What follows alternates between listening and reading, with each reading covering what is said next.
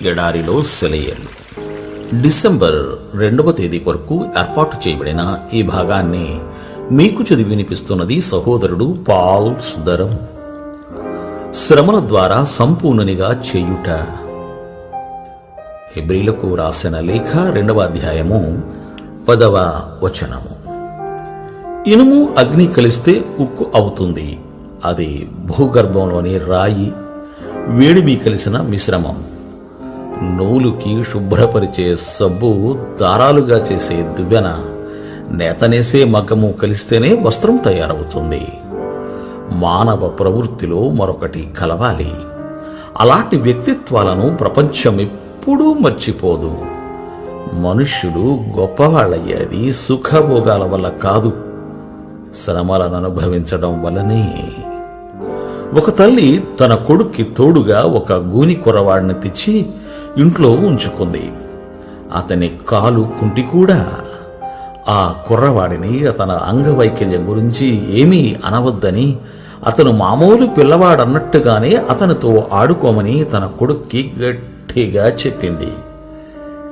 ఒకరోజు వాళ్ళిద్దరూ ఆడుకుంటూ ఉండగా ఆమె కొడుకు గూని పిల్లవాడితో అనడం విందామే, నీ వీపు మీద ఏముందో తెలుసా? గూని పిల్లవాడికి ఇబ్బందిగా అనిపించింది. మాట్లాడలేదు. చాలాసేపు సందేహించి ఆమె కొడుకే సమాధానం చెప్పాడు, అది నీ రెక్కలున్న పెట్టె. ఒక రోజున దేవుడు దాన్ని విప్పి ఆ రెక్కల్ని విడుదల చేస్తాడు. నువ్వు దేవదూతలాగా ఆ రెక్కల సహాయంతో ఎగిరిపోతావు అని అన్నాడు. ఒక దినాన్న దేవుడు క్రైస్తవులందరికీ తెలియజేయనున్నాడు. ఇప్పుడు వాళ్ళందరికీ కష్టంగా అనిపించిన ఆదేశాలు వాళ్ళ వ్యక్తిత్వాలను సరిచేయడానికి, వాళ్ళని ఉన్నతులుగా తీర్చిదిద్దడానికి, పరలోకంలో తాను కట్టబోయే పట్టణంలో వాడడానికి, మెరుగుపెట్టిన రాళ్లలా చెయ్యడానికి వాడిన సాధనాలని. వ్యక్తిత్వం అనే మొక్కకి శ్రమలు మంచి ఎరువులు. మన జీవితంలో అత్యుత్కృష్టమైనది వ్యక్తిత్వమే.